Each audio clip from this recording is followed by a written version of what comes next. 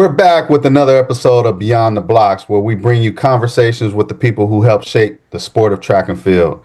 Our guest tonight is someone who has spent decades giving a voice to track and field, the sport we all love. He's been an athlete, a coach, an educator, one of the most recognizable public address announcers in track and field. From youth track and field meets to some of the biggest stages in the country, he's had a front row seat to countless unforgettable moments. Tonight, we're going to talk about his journey, the evolution of the sport, and some of the incredible athletes and memories he's witnessed along the way. Doug Loftus, we appreciate you taking the time to join us. Welcome to Beyond the Blocks. Thank you so much, gentlemen. I do appreciate this evening, and I do appreciate this conversation that we're going to have. And I also want to just say thank you.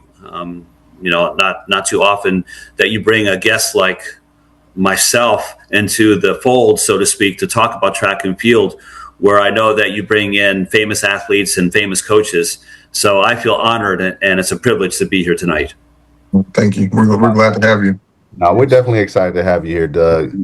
And we're ready. Honestly, we're ready to get into it because we're talking off camera about a few things, and I'm ready to dive into it. So, all right. So you've been an athlete, you've been a coach, an educator, and now one of the most recognizable voices in track and field.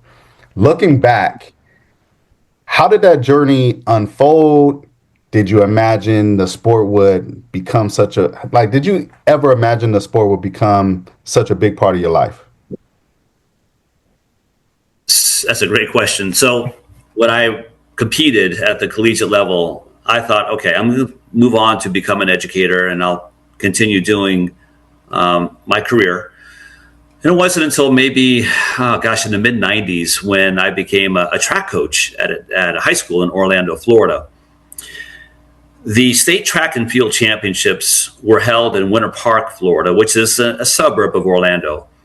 And there was a gentleman's agreement or a coach's agreement that if you're a coach in Central Florida, you're going to be helping out with officiating, whether it's timing, you're a clerk, you're a starter, for the races. Back then, USATF, it was known as TAC, if you remember, the Athletics Congress. And it was rather, I don't want to say loosey-goosey, that's not an accurate term, but the restrictions were not as firm as they are today. So the agreement was each coach in Central Florida would have a hand in running the state track and field championships for Florida. And I was a clerk, checking in the athletes. So in 1996, the head official gathered all of us together and stated to us that the announcer up in the press box is not feeling well. I believe I was 32 at the time when he made the announcement. And he asked, does anyone want to give it a stab up at the press box, up at the booth? And I raised my hand and I said, serendipity, correct? I mean, this is what happens when things like this unfold. So I started to announce and thought, I did a pretty good job of doing it. But again, I had a lot of help. A lot of folks were out there, giving me a lot of encouragement. And then I became an assistant principal in 1997. And as an assistant principal at a high school, I didn't have the time to continue doing the announcing job that I really wanted to do. But I also had the passion of serving the school and serving the students. And then ultimately I became a principal for 19 years. So with that being said, I had no time whatsoever. Toward the end of my career, around 2010, I started getting back into the announcing business because I was winding down in my career. I knew I had to do something after I retired. And fortunately, I had connections with FSU and also with the University of Florida. And knowing the head coaches there, they asked me if I had, an opportunity, if I had time to go up and do the announcing for their track meets. And I said, you know what, I'm going to give it a shot. Why not? And so around 2010, I've been announcing the FSU relays. That was called the Terry Long FSU relays. And of course, the Pepsi Florida relays. So again, serendipity. being at the right place at the right time, relying on people, being humble, and not, showing the world that you know everything.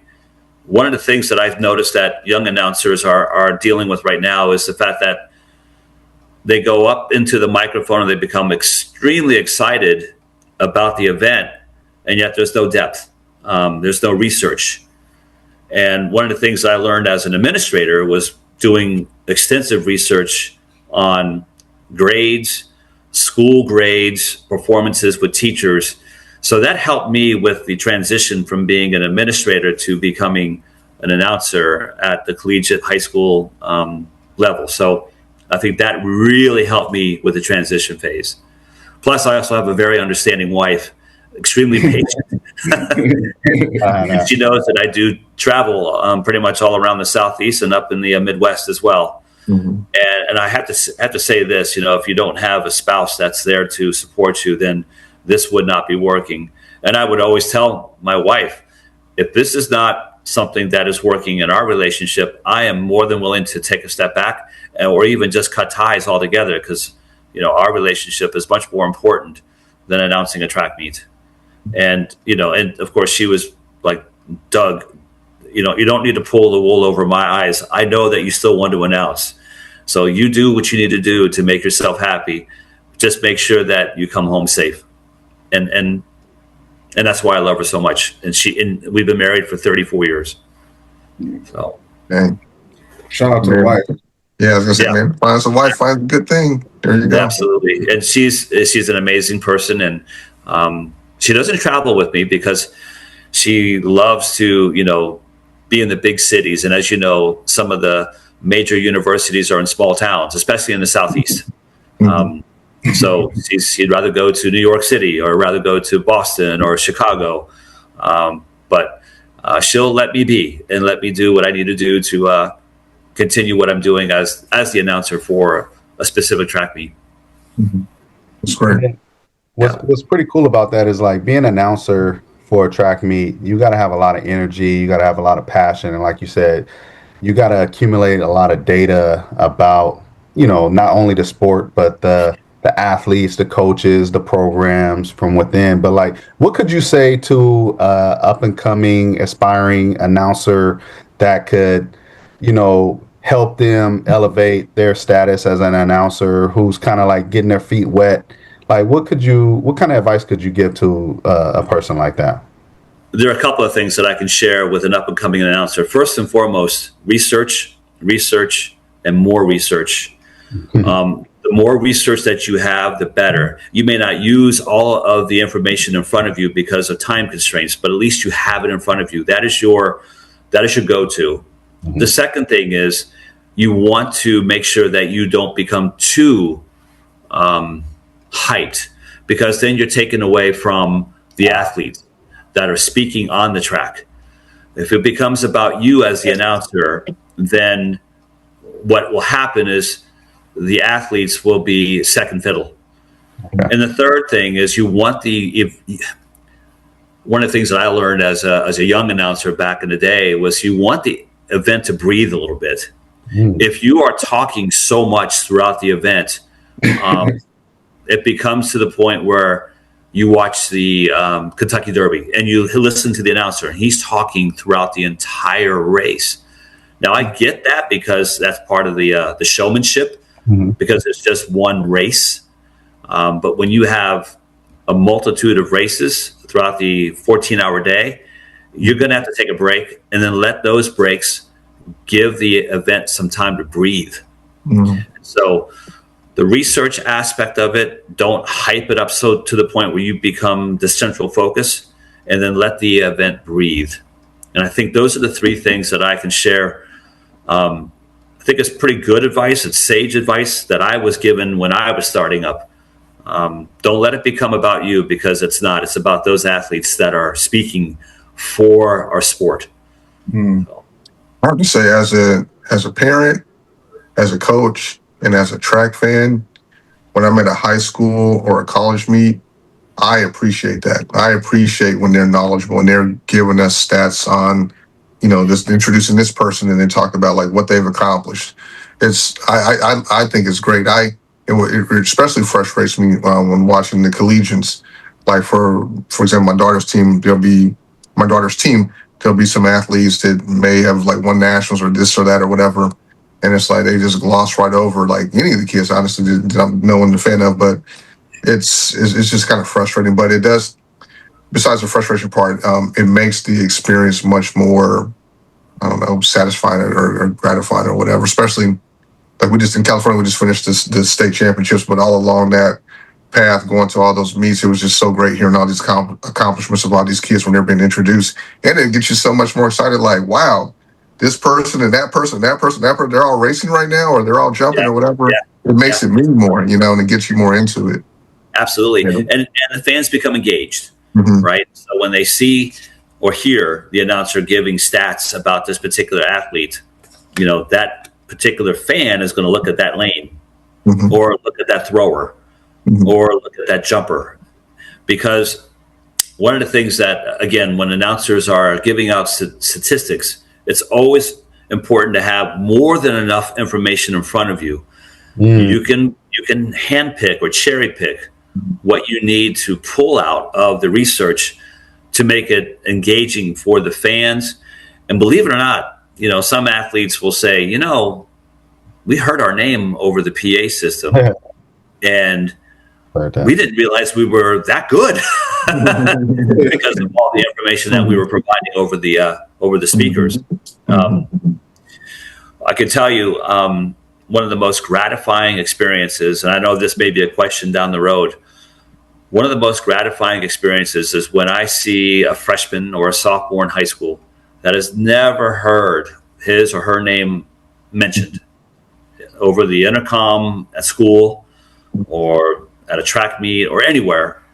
And the next thing you know, I or someone else happens to call out that person's name. I have a tendency of glancing over or gleaning over the stadium and try to look for the parents of the kid that I just announced, because I want to see their reaction as well. Like, oh my gosh, that announcer just happened to mention my son or daughter's name, and they've never been mentioned before. And I've had a few instances after the meet was over where parents would be waiting for me afterwards, and they would come up to me and say, I just want to thank you for announcing my daughter's name. She's never had her name announced ever. And, that to me is a lot more gratifying than announcing the Olympic champion, because they get enough attention as it is. But when Sally or Johnny are up on the line and they've never heard of their name, and even some of the parents are weeping because they just realized that the announcer did announce that child's name. And honestly, that's to me the most gratifying part of being the announcer, is knowing the fact that this kid on the line, on the oval, or in the ring, approaching the circle, is about to be introduced. That's A 14 or a 15-year-old kid, I'm telling you, it's so powerful. And it sticks with them too. And it also obviously sticks with the parents, because the parents are thinking, man, this is a pretty good sport. Right. Now that my kid has just been mentioned, that's pretty awesome. So again, that's one of the most gratifying experiences that I've had as an announcer. Not so much with the Olympic athletes, though I love them dearly, and I think they're wonderful ambassadors to our sport. But when you have a 14-year-old student athlete that's on the track, man, it makes my heart glow with so much love and so much pride for that parent and for the student. I know for the athlete, I feel like it's a literal. It's a literal confirmation of the hard work that they've done. But I think that really, a lot of them, that really fuels them, to work hard and do better and see that hard work is working out, Yeah. And don't let any athlete fool you, because they will listen to their name, on the PA system. They will hear it, and they'll be like, oh, okay. Now I really have to show up. Now I really have to perform. And chances are they'll set a personal best, that night or that afternoon, because they got a little bit of love from the announcer. And work harder, because like if I'm name have been announced or whatever time, I'm like, okay, that time ain't what I want it to be. So next time I get announced, I want everybody to hear, a little bit, better numbers across. Right. I feel like it's motivating too, as well as like, Now, there is a reverse effect to that, though. And we know that, where if a student's name is mentioned, the pressure is mounting. And so you have to be sensitive to that. And when you have a student that's out there, first time hearing his or her name, you are taking a risk. It is a gamble. And of course, you always want to see any student athlete succeed, anyone, it doesn't matter. But that there's a risk.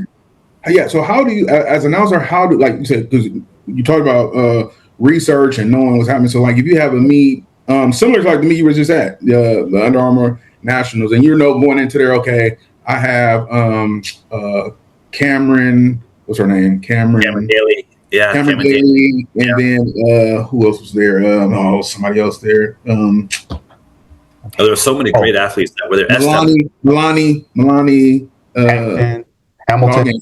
Yeah, so like when you got athletes like that, and like we have seen it numerous times where announcers like it's like added pressure, like it's already pressure going, right? But then you have the announcer, could or could not, depending on who it is, could add additional pressure and stuff like that, depending on what they're saying, stuff like that. So like, how do you handle moments like that at big time meets when it's young athletes getting ready to compete and pressured on with, or it could be state meetings, stuff like that? Like, how do you handle that as a That's a great question. So you have to have a pulse of what's going on, with each of the heats. Now, if you know that the fast heat is coming up, these athletes have heard their names before. So when it comes to giving, the attention to these athletes, they're used to it. And they're also dogs. They know that they're going to be on that line and they're going to run fast. So you have to be sensitive to the fact that the previous heat may not get the attention that the fast heat will get. However, you still want to announce the students' names and try to get as much information out there for each of the athletes. May not be as deep, may not be as the accolades may not be as impressive, but you still want to try to get as much fairness. The equity is extremely hard when you have 9 heats in the 400 meters. Can you go from slow to fast? You want to see each athlete set a personal best. The equity, though, is challenging, and I kid you not, there are a lot of announcers that pretty much blow off the first 4 or 5 heats, and the gun goes off. The next thing you know, you don't even know anything about the athletes. But a good announcer will be sensitive enough to know that there is, going back to the parent again, there is a parent in the stands that do want to hear their kid. They want to hear their kid's name announced. So, but the challenge that we're all faced with is the equity part. So for me, when I look at the fast heats, of course, I'm going to give as much attention in terms of how impressive they are and what they've done over the season. The penultimate heat, I'll probably get deep, but not as deep as the final heat. And then I try to scale back to heat 1. So at heat 1, if I see an athlete that's, doing well during the season, I'm going to write down that student's name, that athlete's name, and say, all right, we got to focus on this kid. Even though he's in heat 1, lane 7, there's a reason why he's at Under Armour, right? Or there's a reason why he's in the finals, at the state meet. We can't just ignore him. But it is a challenge, and I have to be sensitive when it comes to announcing the previous heats, knowing the fact that that particular heat is not the heat that everyone is watching. It's pretty neat. I recently moved here to Texas, and I went to a few meets this off season, and during this season, and I heard some pretty unique and pretty cool announcers at the meets. They were very engaged in, all of the heats, a majority of the heats, all of the races, all the events, and when there are down periods on the oval, they were directing the attention towards the field events and things like that. I'm very accustomed to the announcers in California, particularly one, I'm not sure if you've heard of him, but Tim O'Rourke. He runs, Meet of Champions there in California. But what's really unique about himself, and I imagine that it's pretty similar to what you do and how you do, is that you hear a backstory of that athlete. You have an idea of um, how that athlete may be training. You have some inside information to that program or their coaching style and things like that. So when you may be announcing maybe the 3,200 or 1,600 meters or any of those other events that are a little bit lengthy in time and duration, you're able to, keep everyone engaged. And I think that's really unique and pretty cool that the announcer, like, you have control of the meat and you can kind of like produce and maintain the production of keeping the attention towards the athletes. How do you do that and then also maintain the efficiency of not being so biased to the the the favorite or Right. the Yep. perceived winner? How do you do Yeah. Too many announcers do that. What you're saying, Coach, that? they are showing favoritism, and one of the things that we have to be careful with is Okay. when we are making these calls out, saying, Timmy is running, a 70-second pace for the 1,600. It's got to be factual. We cannot be biased. Okay. And so when you have, I'll give you an example of what happened recently, and I just happened to hear this announcer make this faux pas. He was announcing the student's name, but then he was also saying, "You need to be careful. He's coming up behind you." Ooh. You know where I'm going with this, right? Because then you have biasness, implicit, maybe explicit, but there's bias. And so when you have a athlete who is out there on the track doing the best that he or she can do, and the announcer is saying, "Here's someone approaching, you better get your legs moving, blah blah blah," then you start to wonder, does the announcer have it in with the coach? Does the announcer have it in with the parent? Because if there's any type of favoritism or biasness, there's always that question mark in your head. And coach, like you mentioned, the longer distances, you can fall into that trap. Okay. By calling out, a student athlete, saying, "Well, she's also a great soccer player." Okay, is that relevant? Perhaps not. So in the longer distances, I try to be as Switzerland is the word that I'm thinking of, right? You go through the 400, you go through the 800, the 1200, the 1600, and you're just calling it not to the point like the Kentucky Derby, where that announcer is not letting it breathe. You want that event to breathe a little bit and let the athletes speak while they're running. And what I mean by that is let them entertain the audience. Let them do what they need to do to win the race. And of course, you can say, now moving on the outside is Timmy coming into the far end of the turn. That's factual. All right. It's not where I'm saying, now, Timmy, you better get it over on that side or you're going to be passed. That's not going to work. That's not going to work. And unfortunately, a lot of announcers have that tendency of showing that biasness. And unfortunately, they get in trouble. And unfortunately, are not asked to come back. Yeah. A good meet director or a good head referee will notice that. And some of the meet referees will come up to me and ask me, "Doug, how do you see a good announcer announcing distance events?" And my answer is just the facts. Just the facts. Now, if there is a record that's coming down the pike and there's a 1,600 meter runner that's going to break 4 minutes, or let's say they run the mile. Now, that's okay for the announcer to say, "All right, ladies and gentlemen, put your hands together. We may have a record here." That's okay. That's okay. It's on the fringe, but you're not saying specifically, "Timmy, let's go. You're going to get this record." Right. Right. I never looked at it like that. As far as like, Val, you put it. I never looked at it like announcer can, if done wrong, can help an athlete out by coaching kind of through that, like you said, like saying, "Hey, you about to get caught," or pre-announcing that a record is going to be. So now he's speeding up because close to the record or something like that. So I gotta say, I like when they announce a possible record because to me that's entertaining to the crowd. That gets the crowd hyped up.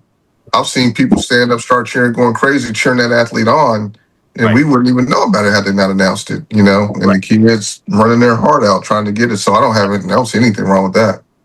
They actually make a distance fun. I think about Arcadia, like the business meet at Arcadia. The announcer, I think the announcer makes that event fun. Oh yeah, absolutely. But there's that fine line where you don't want to draw or go across, because then you have that in the back of your mind. Is there that biasness that's happening with that athlete, and how much is too much is another question.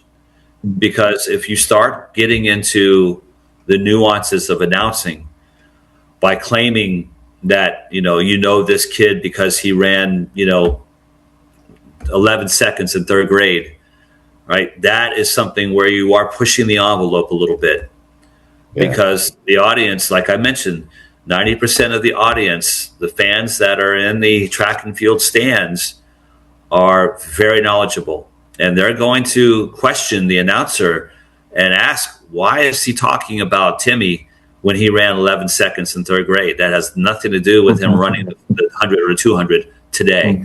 But Coach Will, I get you in terms of hyping up the audience, because if there is a potential record that's coming down in the final 100 meters, you want to have the fans stand up and cheer, because our sport needs that.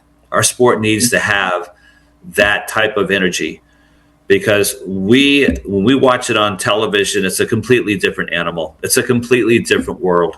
But when we're in the stands watching Timmy or Sally or Johnny or whoever is running, you definitely want to have that engagement with the audience. We just have to be careful, though, and not showing any type of favoritism. So great question, though. I appreciate that, because I keep reminding myself when I'm announcing track and field meets not to be so obvious when it comes to showing favoritism to an athlete. Actually, when I see the athletes line up, especially at a high caliber meet, my expectation is that anyone can win this race. So it's not like I'm going to be focusing on lane 4 and lane 5, the favored lanes, but I will be saying to the audience, everyone in this particular heat, the finals and the 100 meters, everyone has a shot. Everyone has an opportunity. We saw it with Sha'Carri, winning the world championships out in lane 8.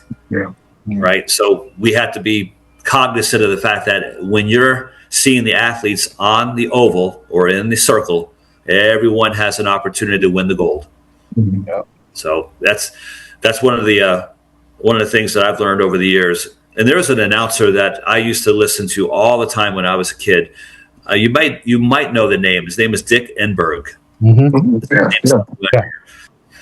So I had the opportunity to talk to him briefly. And one of the things he mentioned was about research, because he was the master when it came to researching Wimbledon, because he was a Wimbledon announcer for tennis. So, and tennis happens to be a different sport, obviously, but his research on the athletes was immense, almost to the point where it was consuming. But he did share with me what I shared with you, is that it's okay to have all this information, all this data in front of you, and you may not use all of that information, but at least you have it in front of you and you can pull it. So kind of tying back and circling back to the previous question about showing any type of favoritism, especially in the 16 and the 3200, it's good to pull the data, and it's okay to repeat it. It's okay to repeat that data, because, in essence, we're talking about the suited, we're talking about the runner, we're talking about the runner or the thrower, and it's okay to remind the audience that this person could do something special today. So you've been in the education space, and a principal as well, right? Am I right? I'm sorry. What's that, Anthony? I say you've been in the education system as a teacher, administrator, and as a principal, correct? Correct. Okay. Yes. Okay. Yep. And coaching as well. So you've been a coach, you've been in administration, and been an announcer. I'm pretty sure that you have seen a lot as far as athletes and coaches. What have you seen, or what could you point out that average coaches miss out on that good coaches always see? So I'll give you an example of two coaches that I can share with you in regards to the differences between a good coach and a great coach.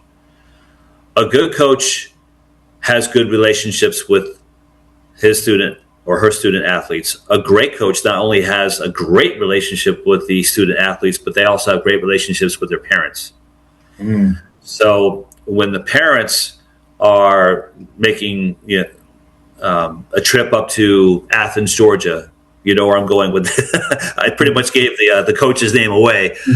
But when a parent goes up and sees their son or daughter running, in Athens, Georgia, that coach, and I've seen her literally go up to a parent and just talk to that parent and say, this is what's going on. A good coach would take it for granted and not necessarily have that conversation with the parent. So the relationship piece with the good coach to the athlete, it's pretty evident. But a great coach not only has a great relationship with the athlete, but also has a fantastic relationship with the parents. And in today's world, I see a lot of parents that are lawnmower parents. They want to be actively involved, with their son or daughter, even at the collegiate level. And there's that coach that's out there that would say, we understand where you're coming from, but please trust the process that we're doing for your son and daughter. That's the relationship piece that I'm talking about. Not, back off. Don't come near this facility. We'll handle it. No, because then the trust is broken between the coach and the parent. I'm sorry, I can directly speak to that in the sense that, like, my daughter's at a different school now, but her first school, we went to the indoor conference meet. We went to the hotel. And as a parent, I was so offended because the coach saw us. We traveled across the country, knew who we were, didn't even speak to us. The next day at the meet, we're there all day because she was doing the pentathlon. Again, didn't even speak to us. And it was like, the writing was on the wall at that point. But yeah, it was like very offensive, Yeah. So, what does the coach have to gain with that, right? Yeah. As a matter of fact, he or she has more to lose because that student can go right to the transfer portal and say, I'm done with this program. I'm going to go somewhere else where I feel appreciated and feel valued. And I think the parents feel the same way.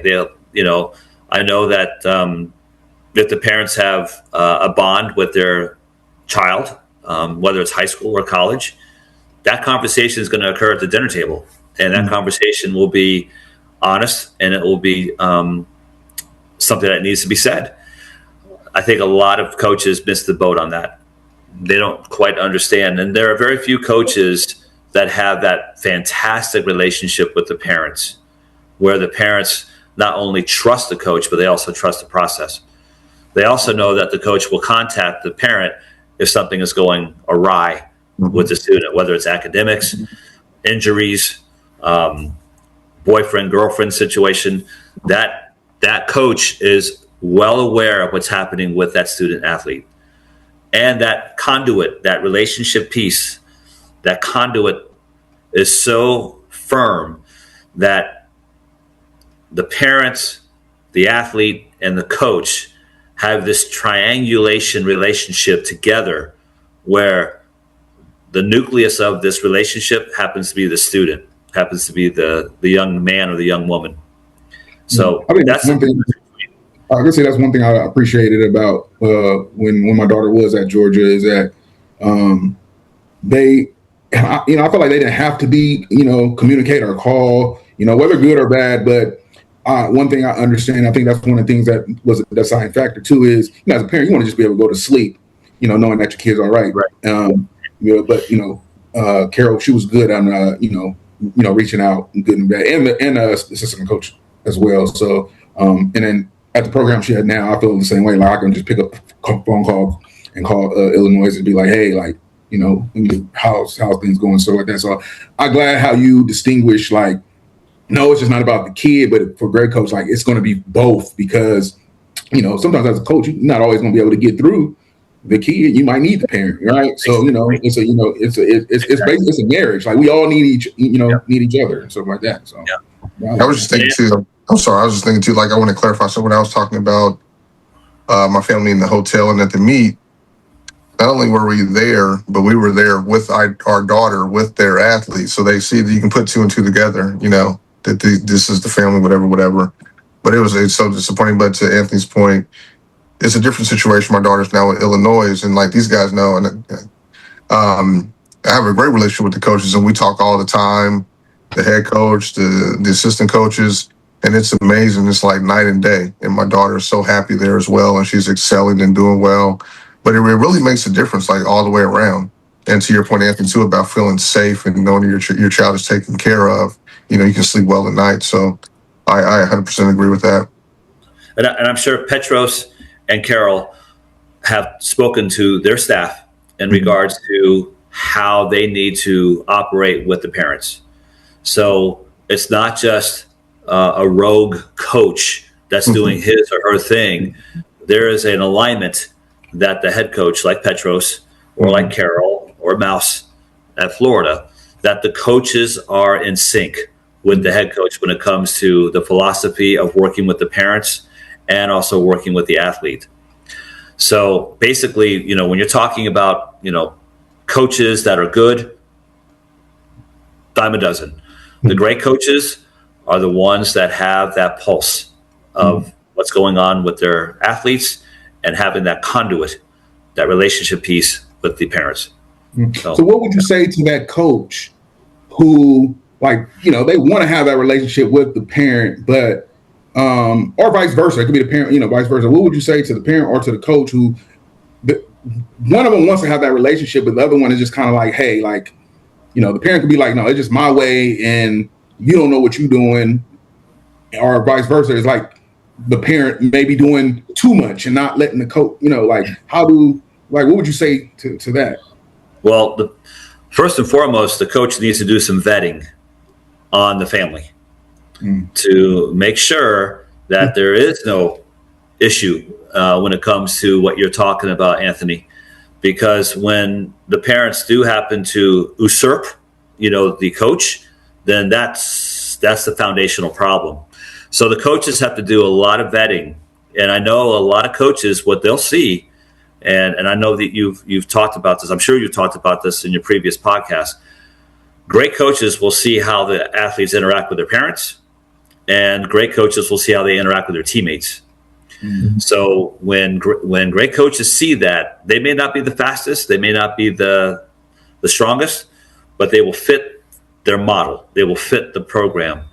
So back to your question, though, Anthony, it's one of those things where the coaches have to initiate the vetting process. Of course, the parents will vet as well. They want to find out more about the program. They want to take campus tours and campus visits. And they'll put on a nice show for the coach, like, hey, we get along with my daughter, we get along with my son, but behind closed doors, we don't know what's going on behind closed doors in the home.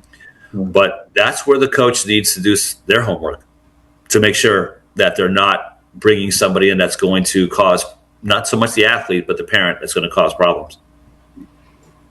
Yeah, that's good. I like the way you put that. Yeah, doing some vetting. Y'all coaches out there, y'all hear that? Hey, vet. Pay attention. And it's not a matter of, of course you're going to look for talent. Of course, that's an obvious statement. But you're also going to be looking for that relationship piece with the parent. And if that relationship piece is weak in any aspect, then there's going to be problems for the next year. And that's where the coach, again, needs to be on top of it. And if they're not on top of it, that's on them.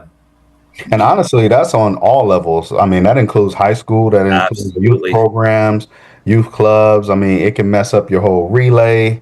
It can mess up your trips. It can mess up your whole experience going the AAU route or USATF route or whatever route you're going postseason wise. I mean, it can mess it all up. And and cause a dysfunction amongst parents that are sitting in the stands. It can cause an issue amongst the athletes within their own teams, or friction within, amongst their competitors, and all kind of things. It's really good to make sure you have the right people in the right, basically just the right people on your side, or and on your camp, wearing the uniform and supporting the program that you're rolling with at the time. If you have a goal in mind, and that particular goal happens to be a trajectory where everybody's going to be successful, then everybody has to buy in. Yes. So I had the opportunity to go up to Canada and work with the Canadian national team. Oh, it's about 2 or 3 decades ago. And back in the day, the United States, we were fumbling and stumbling in the 4x1 relay. We were just not able to get the baton across the finish line. And yet Canada, they were getting hardware at the Olympic Games, at the World Championships. And I spoke to the head coach for the Canadian national team. And I asked him a point blank question. I said, why is it that Canada is beating the United States? Why are they, and this is to your point, Coach Lonnie, why are you guys beating us in every Olympiad? What's going on up here in Canada? And the coach, he was very profound in his statement. He said, Doug, the reason why we are beating you is because we share our common knowledge. We talk to our athletes. The egos are left at the door. We have 30 million people in our country. You have 300 million people in your country. The college coaches do not share their secrets. We have to share our secrets so that we can be in the same world with you all. Right. And that's why we're beating you, because we are sharing our strategies together. So it almost sounds like a socialist point of view. However, it works in Canada, and they've been quite successful by making it to the finals in the Olympics or in the World Championships. Now, of course, when you have Andre de Grasse, who happens to be one of the premier sprinters in the world, that helps. But again, you look at the Japanese, you look at the Canadians, you look at the Brits. Those cats can fly, but they don't have the pool that we have in terms of the talent. Right. So you have to wonder, what are they doing right and what are we doing wrong? And basically, we are doing something that we should be paying attention to those smaller countries in order for us to compete. Jamaica, I mean, let's talk about Jamaica. Of course, they had Usain Bolt, but you got to get the stick. You got to get the stick around the oval. And the cooperation, the relationships that the coaches have with the athletes is paramount over ego. And I think that's the problem that we're running into in our sport. Well, in the United States, not so much in our sport. Yeah. So that's where we have a tendency of not listening or paying attention to what other countries are doing. And at the last Olympiad, it was rough. We had the opportunity to sweep it, but we didn't. Mm-hmm. So, but I was thinking I'm sorry. But that list, I was like, we don't want to leave out the women of Spain, because they've been killing the last several cycles as well. Absolutely correct. And we haven't even talked about the elephant in the room in terms of steroids or doping. We haven't even spoken about that. However, all that aside, if we push that subject away, there's still that cooperation. Don't push it away. I want you to stay on that. Okay. So we just had the enhanced games. What's your view? How you feel about the enhanced games?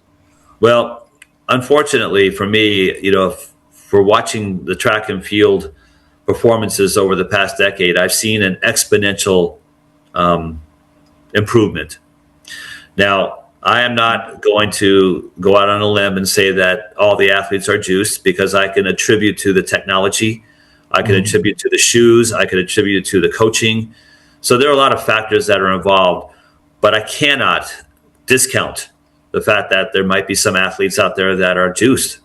And unfortunately for us in our world, that just besmirches our sport and puts a huge black eye. And, during the days of Ben Johnson, even during the days of the Eastern Bloc countries, we knew what was going on. We knew that was happening. But I'm not going to, and it almost sounds to the point where I'm kind of beating around the bush, but I don't have any proof or any evidence to show that the athletes are juiced. But what I can say is that the technology has improved, the equipment has improved, the coaching has improved, the nutrition has been focused. So a lot of these factors can also be weighed in when it comes to this discussion. Do I think there's juicing going on? Of course. But I don't have evidence or any proof to show otherwise. What are your thoughts on testing high school athletes, like at, say, state championships or the national shoe meets at a minimum? I welcome that because of the fact that when we see, again, the exponential improvements in times where, kids are running 9.88 with a 2.2 wind. I mean, that's negligible in terms of the wind. But when you see a common theme across the board where athletes are running pro level times, and it's not just this year, but it's been over the past several years, we've seen athletes running Olympic times. I welcome it because there has to be a time where we need to look at it and say, all right, something's amiss here. Something is not right, and something needs to be done. Now, if that puts the coaches on notice, so be it. But we're also doing a favor for our athletes because if they're juicing at that young of an age, they may not live until they're 40. So, those are things that we have to take into account. So, absolutely. Yeah, I'm personally, I hate cheating in sports, like, period. Like, that's something where I draw the line, it just drives me crazy. It does, and again, it puts a black eye on our sport because we know cycling went through it, we know swimming went through it, track and field has gone through it, and I think it turns off a lot of people, the Wayfair fans, when they see this incredible time, and what's the first thing they say? Oh, he's juiced.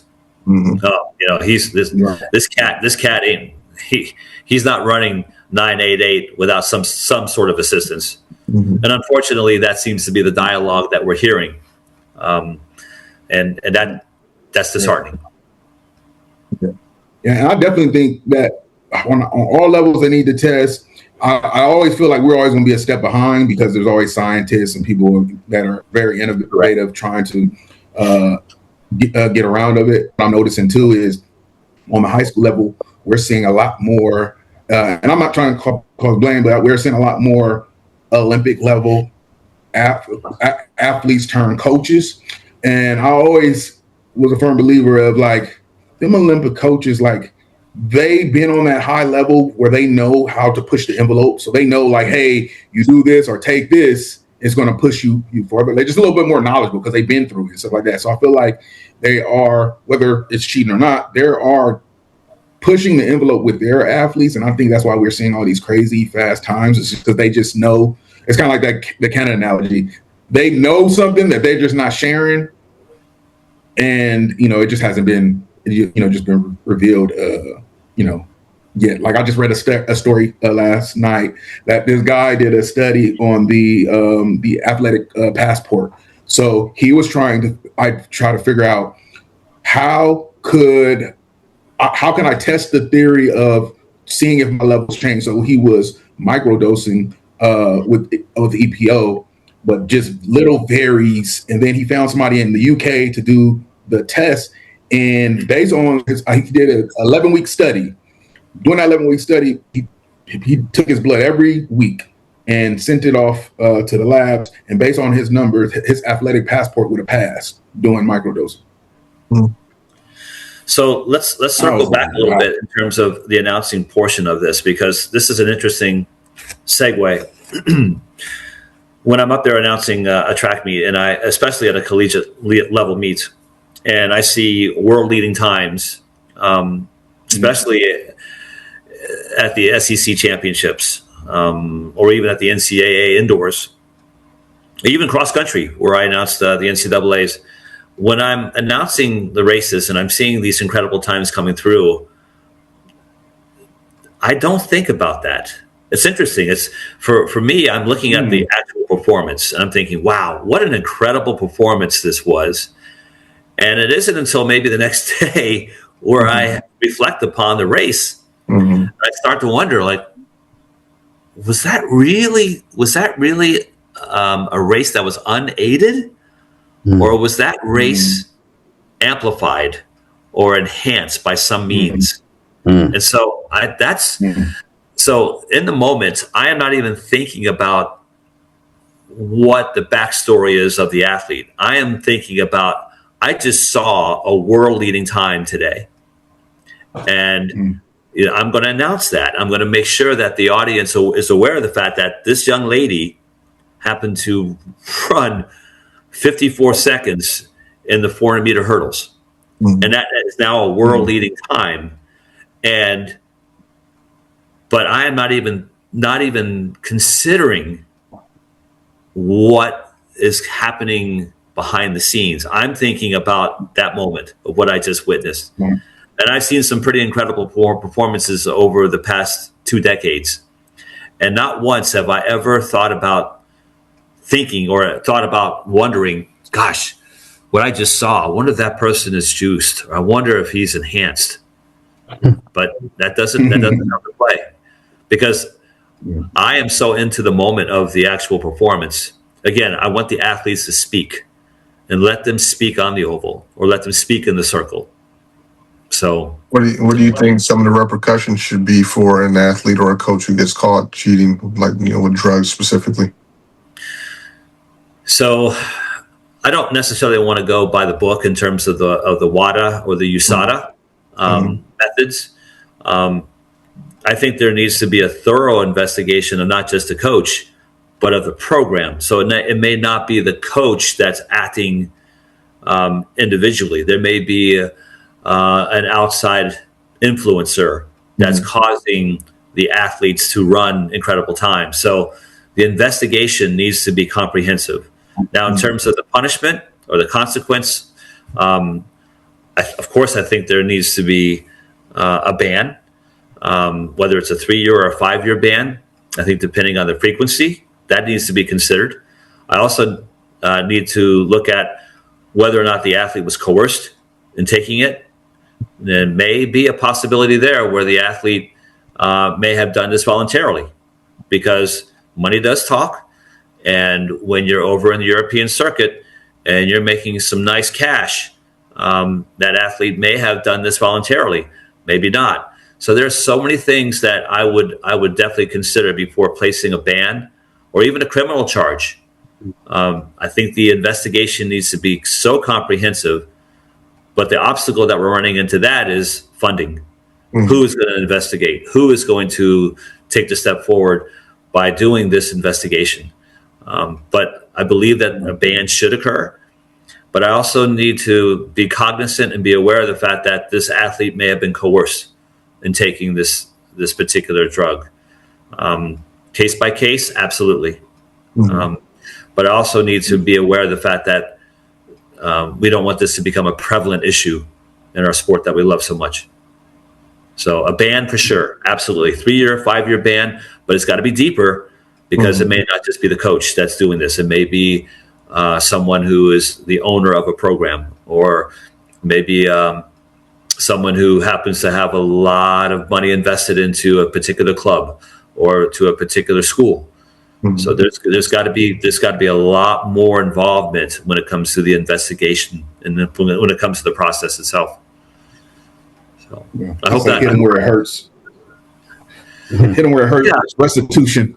Well, hit them where it hurts.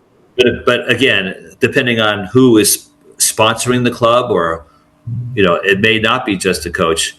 And if that person happens to be a billionaire, it's not going to really make that much of a difference. It's not going to make that much of a dent, But I understand what you're saying, Anthony, in terms of restitution. But if there's some oligarchy out there, or someone who happens to have a lot of money that's pushing this particular drug onto the athletes, it's not going to make much of a difference for them, because it's a drop in a bucket for them. Hey, I want to unless you guys want to continue, and I want to switch things up for a second. Of course. You made me think about something that we've been talking about with our guests, which is like being legislated now, but the 5 for 5 combined with the age restrictions. What are your thoughts on the two of those, the 5 for 5 and the age restrictions for the So I like the 5 for 5 because it's cut and dry. Mm-hmm. 5 years and that's it, and you're done.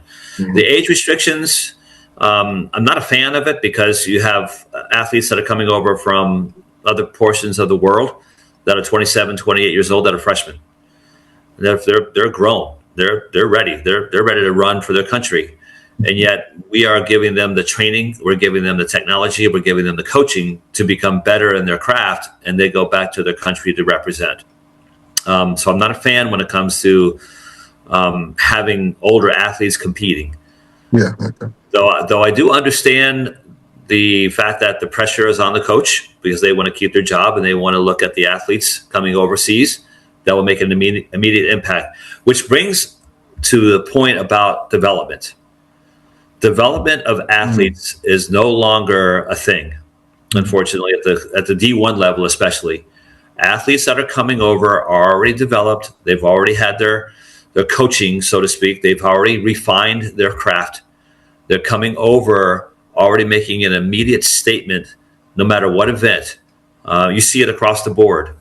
So the high school athlete who is 17, 18 years old won't have that opportunity to be developed at a big-time D1 school because the coach, albeit is under pressure, is going to recruit those athletes to make an immediate impact for the program. And I feel for those high school athletes because they may be a 47, 48 second quarter miler. And they may end up going to a D2 school. But even then, when you go to a D2 school, they're not developing athletes either because they're bringing in athletes overseas so that they can win the D2 national championship. So it's trickling down to the point where it's becoming discouraging for a high school track and field athlete to even attempt to get a scholarship because they're not there, you know. And the school where I'm close to is the University of Central Florida.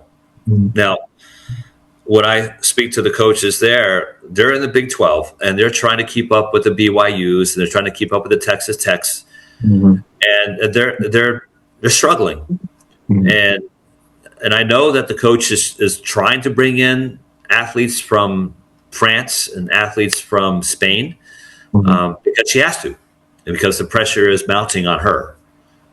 But I do feel bad for the high school kids because they're not getting the chance to be developed. Yeah, I agree with that. I feel like a high school kid to really get in a big time D1, you have to be a top 20 in the nation pretty much. Otherwise, you know, it's like mid-major and below essentially, you know. And even if you're top 20, they still may not give you time to be developed. You might, you know. Exactly. Yeah. If you don't hit immediately, you might need to move on or, yeah. So the crux. Go ahead. I'm sorry. No. Go ahead. You good? No. Go ahead. Well, the crux of the issue is: are we going to lose interest at the high school level? Because if the kids are not going to be afforded the opportunity to get a scholarship, they're going to say, well, why are we even doing this sport? Why are we even involved in this sport when there's no chance? And that's where we have to be very, very careful with our youth sports, not just track and field, but with swimming and volleyball and all the other sports that happen to have youth sports. If we're going in the direction where these athletes have already developed overseas and are coming in over age, then what's going to happen, the byproduct, and I might sound a little melodramatic when I say this, but the byproduct is you'll see kids that will become obese, kids that will be lethargic, kids that will not be interested in sports whatsoever because they feel that there is no chance to move on to the next level. Then we have health issues. Then we have social issues, interaction issues that we're seeing right now, as a matter of fact. But if we're not careful and if we're not aware of what we're seeing now, I think the byproduct is going to be so detrimental and so catastrophic. And I don't want to sound melodramatic, but I'm seeing it in the trends right now in our youth sports. I would say with regard to track, it's like two things. So there's still, like, playing devil's advocate with that. There's still plenty of opportunity. It's just, it may be mid-major, and then even like you said, Power Four. There's still some Power Four schools that aren't at the same level as other schools in their conference, like you just kind of referenced. So there's opportunities there. There's opportunities in mid-major. There's D2, D3, NAIA. So there's JUCO. There's a lot of opportunities. One of the things too that you didn't speak to this directly, but I think on a side note with like NIL. So our sport, like for the boys specifically, we've lost a lot of kids to basketball and football, right? A lot of athletes, there could be some great high jumpers, long jumpers, sprinters, etc. Now, I think I'm kind of feeling like now that NIL is such a big deal in college, and I talked about this in a previous episode, but NIL is such a big thing now, that's even more enticing to like come over, because now you can come out of high school making $300,000 to $2 million, and you don't have to wait till the pros. So it's like whether you want that for yourself or mom and dad are pushing you over there, I feel like that's going to cause us to lose more athletes as well to our sport. Right. So going back to a conversation that we had prior to the podcast, we mentioned about Nick Saban, talking to Congress and how much money is being poured into football and basketball, that it will pretty much demolish or obliterate the Olympic sports. Mm-hmm. And so my concern is if we have football that's the primary focus when it comes to NIL deals, where you have an athlete making $10 million a year, mm-hmm. What's going to happen to the Olympic sports, and what's going to happen to the sports that are not, besides basketball and football, there is no other sport that happens to be a revenue sport. Mm-hmm. So the future is definitely uncertain when it comes to the NIL. And NIL happens to be, in my opinion, a good thing and a bad thing.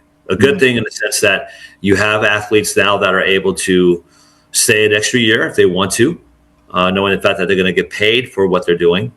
They don't necessarily have to go into the draft or not necessarily have to, go pro.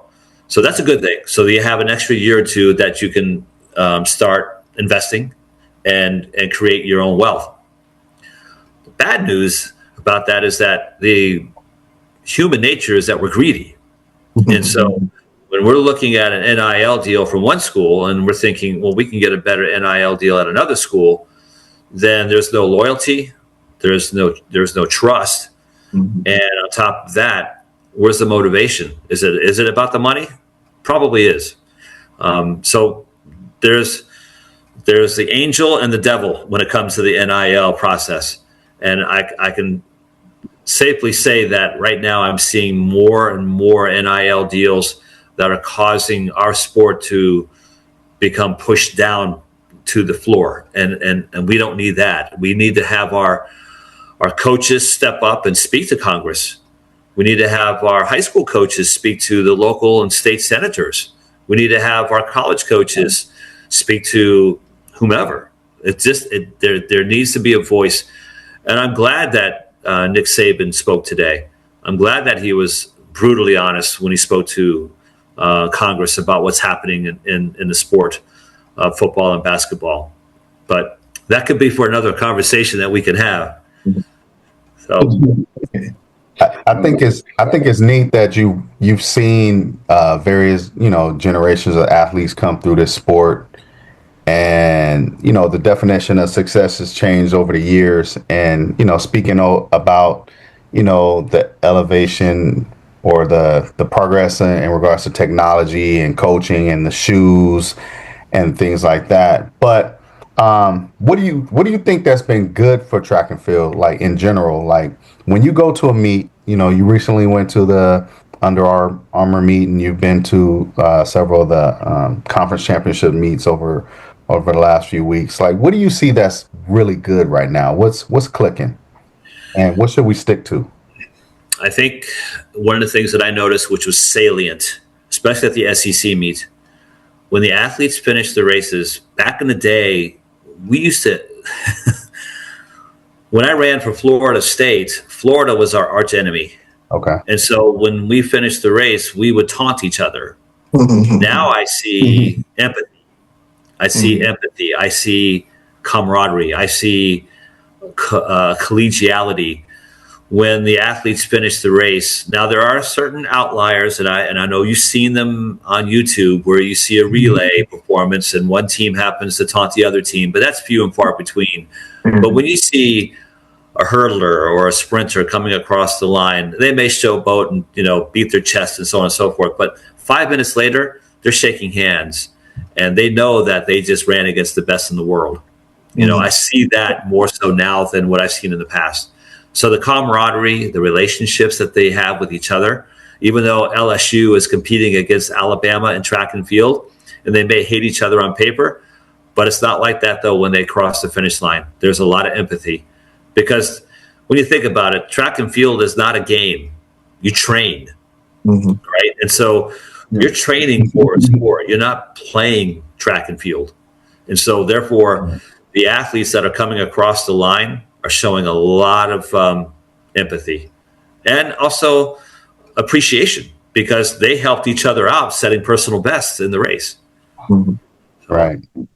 So I see that. So as a broadcaster, especially recently in the news and stuff like that, what do you see about those so-called showboating or antics or whatever that are, I can make up a word, decuable offenses. Like, what do you think about that? I mean, honestly, I personally believe it's emotion, it's, satisfaction, it's fun, it's, just a release of, hitting a personal best or accomplishment or whatever, not only for your individual self, but for a team. That's how I feel about it. What's your opinion about that? And Coach Lonnie, I can tell you this: I've seen a lot of showboating, and I've seen a lot of DQs, and I disagree with those DQs. Like you said, the emotions run high, especially when you set a new personal best or you set a new record. Of course, you want to celebrate. Of course, you want to make sure that the athletes get their limelight. Now, when it becomes physical, that's a different story, and then we have a different topic to talk about. But when you have an athlete, and we saw this, I'm sure you saw this in North Carolina, where the athlete crossed the finish line and he happened to show his hand. Right. That is, to me, an call. And I think, and I'm not, I don't want to bash the officials. That's not my intent. But I think in some cases, the officials need to relax a little bit when it comes to athletes coming across the line showing their emotions. Because when you think about it, they've worked all season long to get to the point where they are. And if they establish something that is special to them, why not celebrate that? And good God, we need to have that in our sport. Yes. We see the NFL and the college players going absolutely crazy, scoring a touchdown. No penalty. No, unless it's overboard. But when it comes to track and field, you want the athletes to, again, let them speak, let them talk about what they did, and let them have that glory. Because guess what? That may be the first and the last time they ever have that glory in their life. Let me tell you this: if I had the opportunity to dunk on Wemby, I'm gonna showboat. I'm gonna showboat. If I have the opportunity to crush a fastball opposite field or pull it down the foul line on Ohtani, I'm going to showboat. Sure. If I have the opportunity to moss the top paid corner in the NFL and score for a touchdown, I'm going to showboat. Yep. The sport of track and field, like even when it comes to golf or tennis or what they call gentlemen's sports or whatever, like you do something very significant and very neat and cool that not too many people have that opportunity to do. If I get a backhand on Pete Sampras back in the day or Serena Williams or whatever, I'm going to be excited about it. Track and field needs that energy, that electric moment to be able to celebrate. And these young men and women all age groups from professional all the way down should be able to celebrate. So, to your point, Coach, and this is a great conversation that we're talking about. You know, when the announcer happens to see Tiger Woods do like one of these fist pumps because they just happen to, you know, have a wonderful round of golf. Yeah. Now, that fist bump that he did, which I know he has been more animatic than a fist bump, he was never DQ'd, Right. right? And yet, this high school kid coming across the finish line showing his 5 fingers, DQ'd. Mhm. Now, that's where there's got to be a level of reasoning. There has to be a level of understanding, and officials sometimes, and announcers as well. I'll be the first one to admit sometimes we take the center stage, and we shouldn't have to. We shouldn't need to, because the athletes are the ones that take the center stage. Let them celebrate. No harm, no foul when it comes to crossing the line with your hand in the air. There's nothing there that shows any type of disrespect to the sport, any disrespect to the athletes, any disrespect to the officials. So you mentioned about, dunking on and Wemby. That's funny because you know what? Don't they do that anyway in the NBA? Right? So they do that anyway. So they're not DQ'd for what they do. Young kids are impressionable, and they'll look at, the NFL, and they'll look at the NBA, and they'll say, well, wait a minute. These are grown men and grown women that are celebrating what they did, and I'm being punished? Right. Where's the equity? Right. Where's the fairness? I want to say too, for our audience, if they don't know, this was at the state championship, and the kid finished the 4x4 and came across the deal that this is going across the line, and it was DQ'd, and it cost the team a state championship. But fortunately, the news came out like a day or two ago that it was challenged and it was overturned. Good. So now my understanding is, I guess it would have been a tie. So now they tied for the state championship and they get their trophy and all that kind of stuff. So, but it's a shame that had to happen. Exactly. So there's got to be a certain reasonableness. There's got to be a certain, level of, let's look at this through a different lens. The optics that we're seeing right now doesn't justify the DQ. The optics that we're seeing right now does not have any implications whatsoever to the meet. The coaches, the officials, everyone needs to be in unison when it comes to the decorum of track and field, granted. But let's not punish the student for doing something that it was innocuous, something that did not have to be a disqualification. Granted, there are situations where DQs are a must, especially when it comes to the safety of the athlete. That does become an issue. And then if the official feels that there was safety that was jeopardized, I grant that official that opportunity to make that decision. Go ahead, Lonnie. So I have a question. So let me circle back to let's go back to you being an administrator, right? And you're our principal administrator, and you have these coaches on your campus, and they're competing for athletes on campus, and you have some programs stronger than others. And let's just say, for instance, you have a track coach, and your track team is a little bit more established and have a winning culture more so than some of the other so-called sexy programs as football and basketball and things like that. What you as an administrator, how would you approach conversations with football and basketball coaches that are envious or could be envious of the track program's success, and how do you make or kind of get a gel of those programs to work together? Or what would you recommend them doing to have program success throughout all the programs on the campus? How would you handle that? So fortunately, I did not have situations where the coach's egos got in the way. So that's number one. And I did have a conversation. Funny you mentioned this. I did have a conversation with one of the football coaches who was a track coach. Okay. He was a wide receivers coach, I think. And we had a conversation that the football coach was putting pressure on the track coach to bring the athlete out for spring football practice in Florida. Spring football is a big deal. In Texas, it's the same thing. So the track coach was feeling pressured by the football coach because the football coach wanted to have the track athlete out for spring practice. And so I went up to the head coach and I said, Coach, do you own this athlete? Because if there's something here that I'm not aware of, because this athlete is going to finish out the season regardless.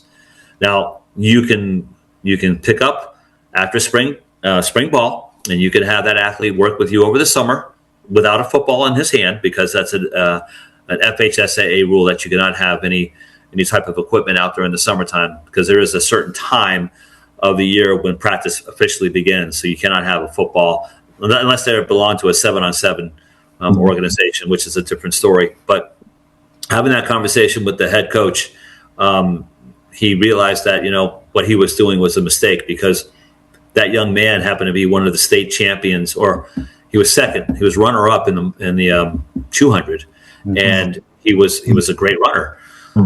But that coach realized, you know what, I am doing him a disservice by having him come up for football when the season isn't even over yet.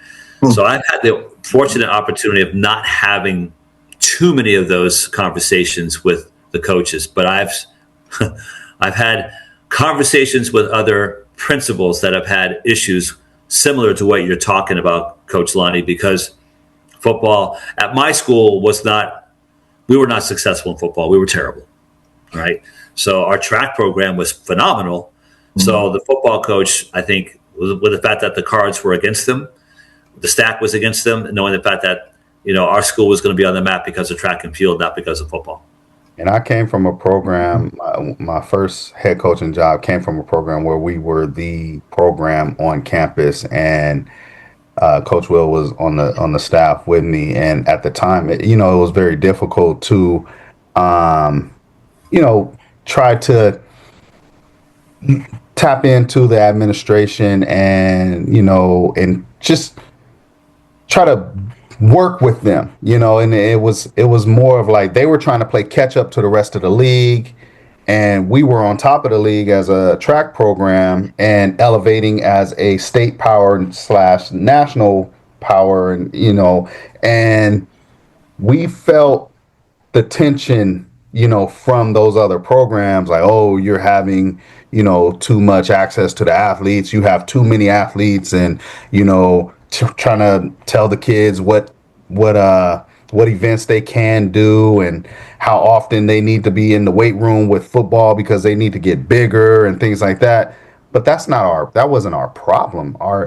That's a football issue when it's time for football to be allotted those athletes. And so it caused some issues. So I'm glad to hear an administrator, principal be able to have a understanding of, look, it's track's time. You don't own those athletes, like you mentioned. And that's kind of pretty much what I wanted to say and what I did say. And I later ended up leaving that program, that school. But it didn't really have to be that way. Right. Exactly. So one of the things that administrators, I learned from the best. My mentor was extremely visible. And he went to every event. He went to every function you can imagine. And so as an administrator, knowing the fact that I had an outstanding track and field program, I went to almost every single track meet for the kids. And I even traveled up to Jacksonville for the state championships as a principal, knowing the fact that we had a chance to win the state championships. Love it. So that's where the coach can say, all right, I've got the principal's backing. That's where the principal needs to have that balance, because the drama program that we had at our school was phenomenal. So I had to make sure that I was there for that. And also, therefore, we also had a STEM program, which was fantastic. So I had to be there for those contests. And again, going back and circling back to the relationships that you have with your faculty and with your coaches, it's extremely important, because coaches will see right through an administrator when it comes to whether or not you have their back or not. The administrators and the athletic directors, like it's huge. Yeah. It is huge. And if you feel like one program has the athletic director in their pocket more so than you feel a type of way. Oh, Definitely absolutely. feel that way. So I tell you, gentlemen, we have covered a myriad of topics, which is fantastic. I love this. We're talking about administration. We're talking about doping. We're talking about relationships with coaches and parents.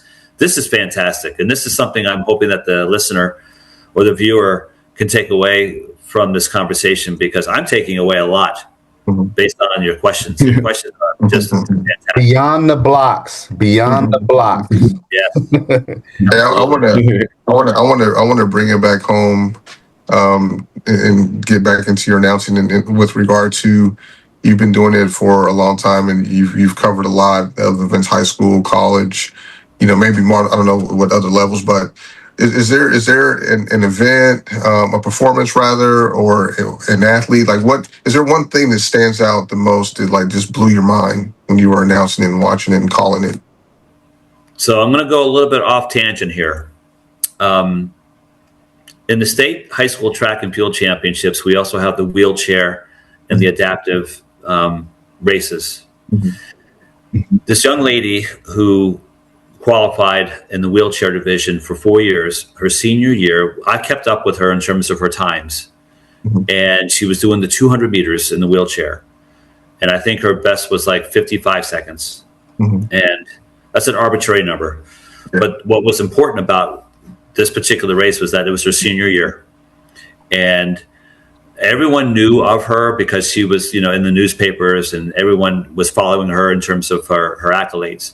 But when she was on the track and finishing up the 200 meters, she was way, way far below.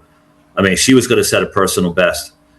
And not only did the audience stand up and give her a standing ovation, I shed a tear.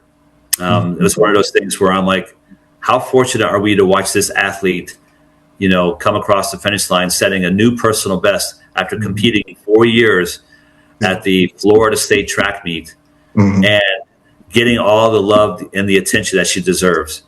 That still stands out. That might be the highlight of my announcing career, of watching this young lady coming through the finish line in her wheelchair. Now, now this wheelchair is not your normal wheelchair. This wheelchair is a high-tech functioning wheelchair. And I know that she put a lot of time and effort into practicing. But that was the one moment when I realized, what, this is worth it. And it's a team effort too, because, you have the coaches down there working with the athletes, trying to get the athletes set up on the block, not on the blocks, but on the lane.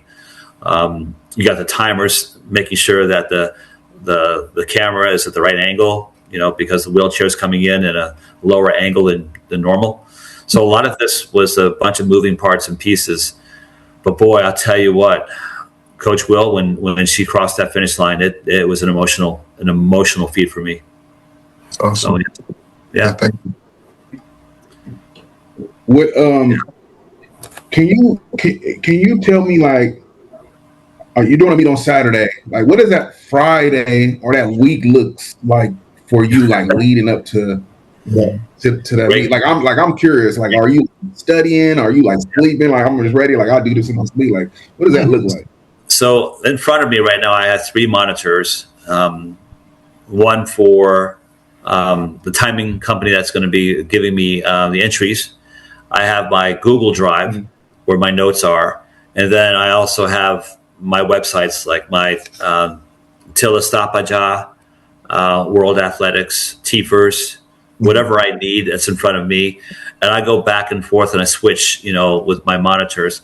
And I usually spend about 3 or 4 hours a day, say from Tuesday up until Friday night, just researching the athletes. And then after day one is over, I don't necessarily go out and hang out with the guys. I go back to my hotel and I restart. And I go back over the finals and see, all right, who's in lane 1, who's in lane 2, and so on and so forth. So I'm back on my computer, on my laptop, redoing my notes. so that the next day I know exactly who's in what lane, what event is what event, and so on and so forth. So 3 or 4 hours a day leading up. For instance, at the NCAA indoor championships, they only have 16 athletes per event. So basically, you're not putting as much time into it, but you can go deeper knowing the fact that you have only 16 athletes. But like at the SEC championships, it was pretty much everyone entered. I don't know what the criteria is, but everyone was in that particular meet. So I'm thinking I need to spend a lot of time doing the research. So for the SEC championships and for the ACC championships, I spend about 3 or 4 hours a day, like 2 hours in the afternoon, 2 hours in the evening, just to give myself a break from Tuesday up until the weekend. And then on the first and even on the second day, I'm back in my hotel room. I don't go out and eat. I usually try to get room service, or I eat inside the hotel. And then I go right back out to my room and I just start hammering away on the keyboard. Yeah, so. I want to make a point too for our parents. So we have our audience, coaches, athletes, parents, but there are a lot of parents of like youth athletes, high school athletes who are learning about the process of going to college, recruiting, this, that, and the other. But one of the things I want to point out that I really came to appreciate this year is you mentioned the NCAA Indoor National Championships. That is literally the hardest meet to qualify for because there's so few people. So it's like such a prestigious thing. So just want to point that out to our audience for like, if they know of people who have made it or their kid eventually makes it or their niece or nephew or whatever. It's like, that's such a big thing to make. Yeah. And you're automatically an All-American because of the fact that either you're a first team or a second team or honorable mention. And once you qualify for the indoor championships, you are an All-American. So you can hang your hat on that, which is pretty cool. Mm-hmm. So I have a question in regards to that, and it's pretty loaded. So it's like, what could meet directors do to create like more efficient, competitive, and entertaining, make the meet more entertaining for all parties involved? But then also, how do you as an announcer, like, how do you adjust to like on the spot scratches and also like misinformation that you come across like in a short period of time? Like, how do you make those adjustments? So let me bring it backwards from the most recent question that you asked in terms of scratches and the frustration part. Okay. So all too often, especially in the bigger meets like the Under Armour meet that we just had, and even at the SECs, it was kind of surprising that we had some scratches. It's frustrating when you put all the time and effort into doing the research on the athletes and only to find out that they're not on the oval or they're not in the circle. So it's to the point where you're like, well, do I need to spend all this time doing the research, knowing the fact that there's a chance that this athlete or that athlete may not show up? The answer is yes, it's worth it because you still want to make sure that you are prepared. So that's the part where, yes, it's frustrating, but at least you did your homework and you did what you're supposed to do as the announcer. Now, in regards to the meet director, I've worked alongside DJs, and the DJs that know track and field know when to turn the volume down and when to turn the volume off, right? And so I am good with DJs, especially when it comes to like a carnival atmosphere, where you want to make it enticing and engaging, and you want to make the athletes feel good about themselves being a part of something special. But the meet director also needs to bring in the right people. They need to bring in the right officials, knowing the fact that this meet may be a different flavor than a traditional college meet or a traditional championship meet, because you want to experiment a little bit. You want to have the opportunity to say, all right, we're going to play music while the running events, not so much the sprinting events, but maybe the distance events, and play music in the background. But you better make sure that DJ understands the rules and the protocols when it comes to track and field. So understanding that, also bringing in, this is something that I've witnessed over the years. When you have coaches that are not in agreement with the setup or with the what's the word I'm thinking of? They're not really in agreement with the environment of the meet. Mm-hmm. Then the meet director has to have that conversation with the coach and say, didn't you know what you signed up for? You signed up for something that's a little different. It's a little special. Why are you pushing back on this? This is something where we sent it out to all the coaches that this is going to be a carnival-like atmosphere, and yet you're pushing back. Right. So the meet director has to be firm and say to the coach, next time, don't come back. This is an engaging, it's a party atmosphere, which is what I think it's great, for the sport. But don't push back, knowing the fact that we gave you the information, and also bring in the right officials that can speak to those coaches, and have a frank conversation with all due respect. Yeah. So, yeah. Hope I answered your question on that one, Coach. You got that. I like that, and I appreciate that. Yeah. Because I just know that it could be frustrating when you've done your homework, you've done your due diligence, like you said, you've gone back to the room without hanging out, and you probably, instead of going to have a nice, 5-course meal, you went, Right. and had Subway or, something like that. And you're doing your homework and you taking notes and you're ready, and then you get ready to announce who's in lane 5 and lane 6 or whatever, and they're not there, Right. or whatever. It may be kind of difficult, especially, if that athlete may not been the favorite or whatever. You kind of got to change course of what you're probably going to talk about, which you maybe slept on or thought about on the drive to the meet, Exactly. So when things like that happen, and they do happen, mm-hmm. You have to act as professional as possible. You can't be slamming your headphones or slamming your pen down or anything, because people are watching you as the announcer. Mm-hmm. So, when you are doing, your research, and okay, that athlete doesn't show up for that event, inside you're screaming. You're like, oh man, I wish she was out there. Right. But outside, you want to maintain that poker face, because that event is going to be done. And you got another event coming up, and you want to continue that momentum, and you don't want to have any hiccups when it comes to your announcing. And, the best announcers, and I don't claim to be one at all, but the better announcers are the ones that you don't see them sweat. They go right through it in a smooth transition from one event to another.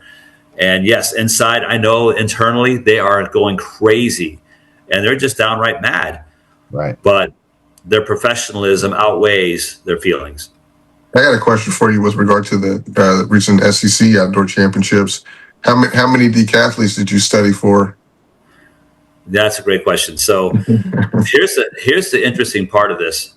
There were, I think, 4 decathletes. There were 4 that competed. Yeah, there were 4 that competed, which surprisingly, I'm thinking, where are the others?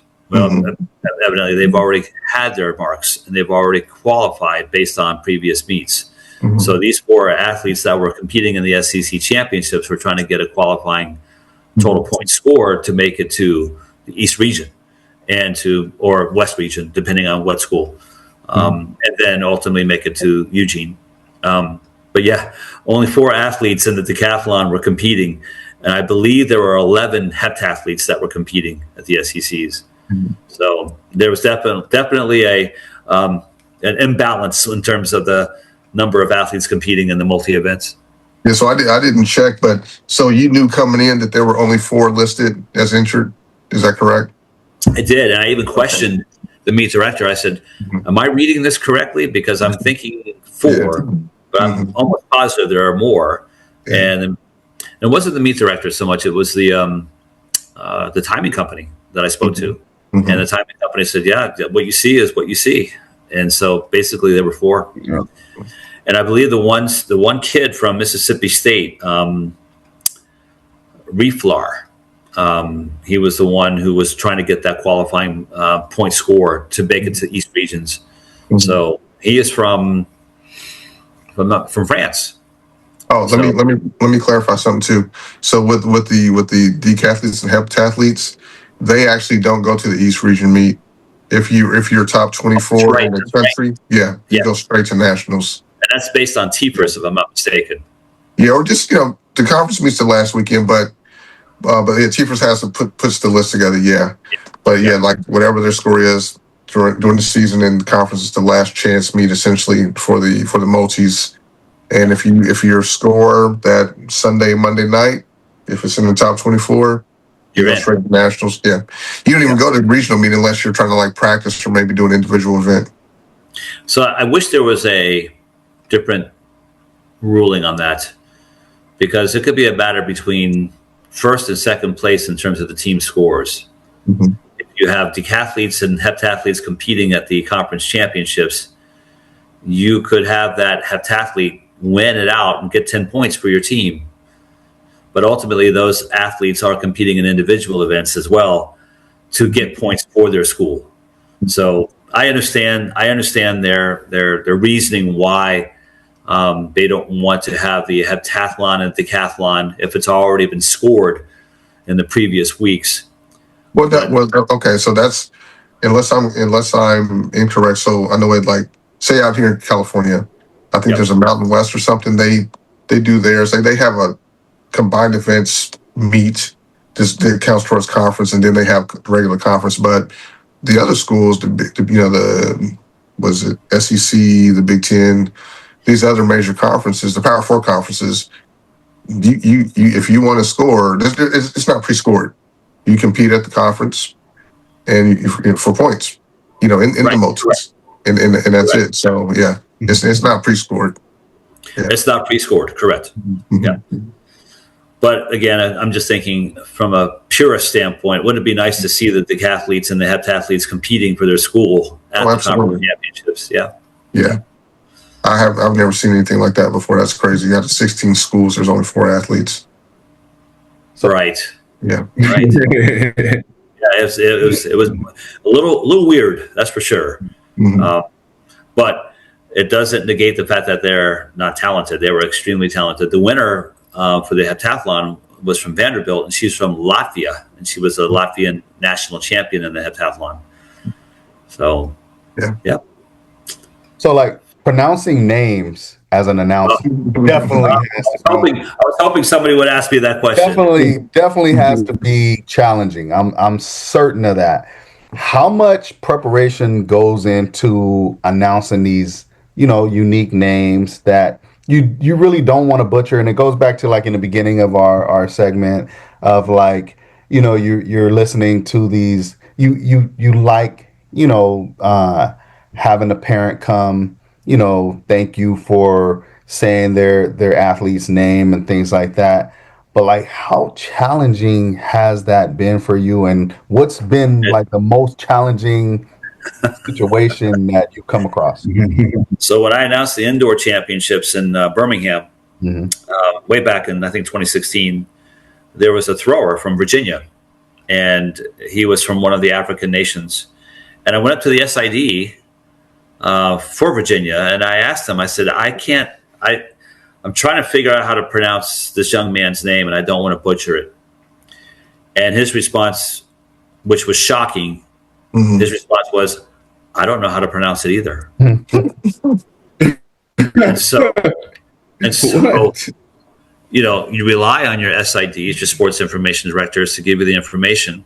And then in a half-hearted way, he said, we don't pronounce his name. We just call him Chris. I said, well, that's his first name. What about his last name? No, we just call him Chris. I'm thinking that's unfair. That's not fair, because, like you said, the parents are there and they want to hear their athletes, their son. They want to hear their name.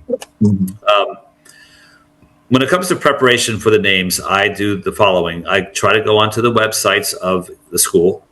Some schools happen to have the phonetic ear that you can hear, by pressing the ear icon. And it comes out, usually their voice, the student athlete's voice will pronounce it for you. That's in some cases. In other cases, AI is involved, or maybe another voice is used to pronounce the name. Doris Lembengole, right? That's the athlete from Alabama. She was the Bowerman Award winner. I've heard that name butchered so many times. I pronounced it the way that she told me how to pronounce it. It's Lemnole, without the G. So sometimes I have to go to the athlete prior to the meet and say, especially in cross country, when I do have time, I can go up to the coach and say, hey, or to the athlete even say, hey, I want to make sure I pronounce your name correctly. Is it Lemangole or is it Lemnole or is it whatever? Right. So, but the biggest challenge on that, coach, is trying to figure out how to pronounce these names that have a lot of consonants in them. Okay. And think about that. It's that I'm sorry, like I know you do your research beforehand, but say you travel to a meet, it's a big meet, the day before, even two or 3 days before the athletes show up. Do you show up early while they're doing their shakeouts and stuff and Yes. talk to them? Okay. Yes, at least 2 hours before. And I've learned this lesson from, I think, the gold standard of announcing. His name is Mike J. You might know the name. Mike J is the announcer for the Drake Relays. He also announces all the NCAA championships, indoor and outdoor. And Mike is from Iowa.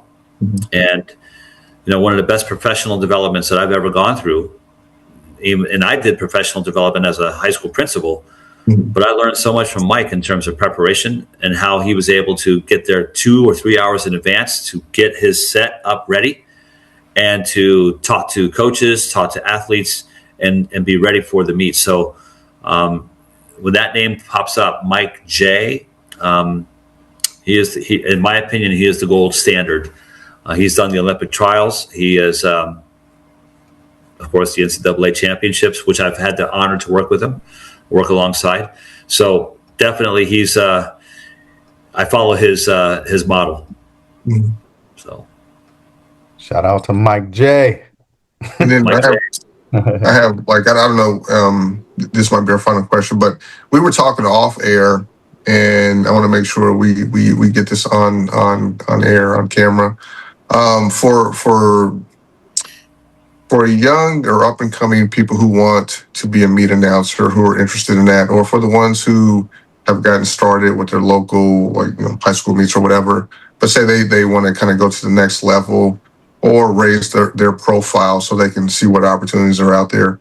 What would you recommend to the ones starting out and the ones who are like a little bit further in the process but not fully where they want to be? What would you recommend to them? So I'll give you the 3 tenets when it comes to becoming an effective announcer, but I'll add a 4th one in a little bit. So the first one is prepare, and then prepare. Make sure that you have as much information as you can on each athlete. And you may not use all that information, but prepare for every athlete that's going to be in the meet, or at least most of the athletes. Prepare. The second thing is don't make it about yourself as the announcer. You don't want to put yourself in the limelight. Let the athletes speak, for themselves, and let them speak for their school and for the coach. They'll do that on the oval. They'll do that in the circle. They'll do that in the pit. So let the athletes be the center stage. Do not take that voice away and you become the center. That's not the way to do it. And the third thing is, when it comes to announcing, you want the events to breathe a little bit. Let them breathe, because once the event does go off, you're going to have a lot of fans screaming and cheering anyway. So you don't necessarily have to drown them out by talking over them. So let the event breathe. And then the 4th thing that I want to share is get on a show like this, beyond the blocks. Talk about, what you want to do, and then get some advice from those that are hearing what you have to say about announcing, because I've received so much information from you all tonight that I'm going to take back with me. Lonnie, we spoke about, pronunciations. I need to go back and say, all right, what's my next beat? I'm going to have to start looking into and vetting the athletes. Anthony, we were talking about relationships, with the coaches and with the parents. I'm going to have to start thinking about that when I do my announcing at a local track meet, and how are the coaches working with the parents at the high school level? And Will, you and I have talked about the technical aspect of track and field with the decathlon and the heptathlon. What better way for a young announcer or a young woman coming into this show and gaining the knowledge from you all and helping that person out become better in his or her craft?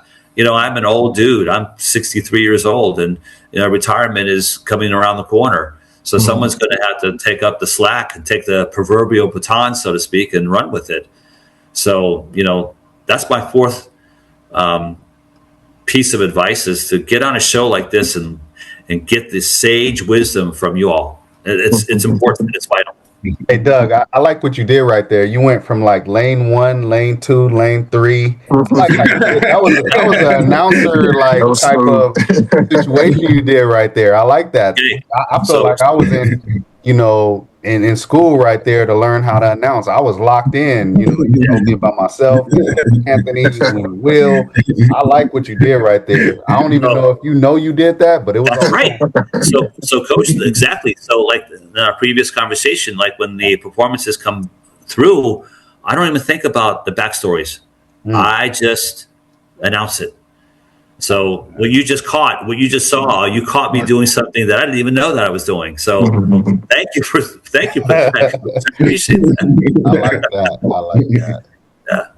Doug, we really appreciate you taking the time to join us tonight. Thank you so much for sharing your perspective with us. Your impact on this sport, goes far beyond the microphone, like we discussed. Your administration is experience in being a principal.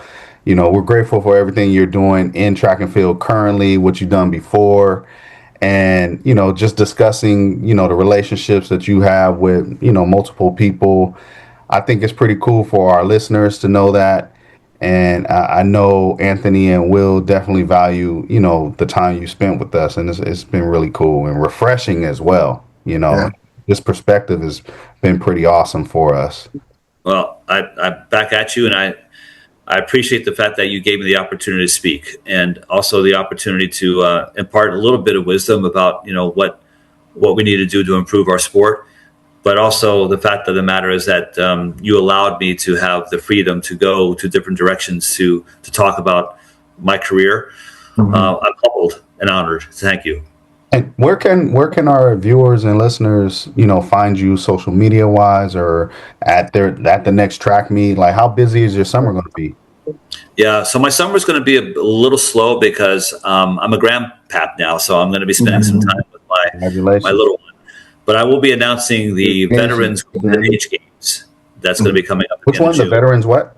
Veterans Golden Age Games. Tell us about that one. So it's, to be quite honest, I'm not sure exactly what I'm going to be walking into, but basically these are veterans that have served our country, probably a master's division, and it's a 3-day meet, and it's going to be hosted by the University of South Florida in Tampa. All right, I'll be there to run a 3,200. No, I'm just playing.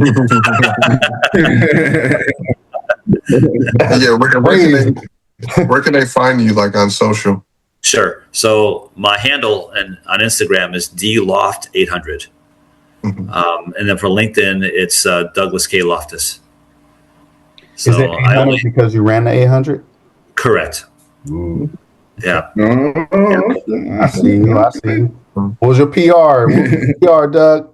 So I ran 148 for FSU back in 81 to 85. Yeah.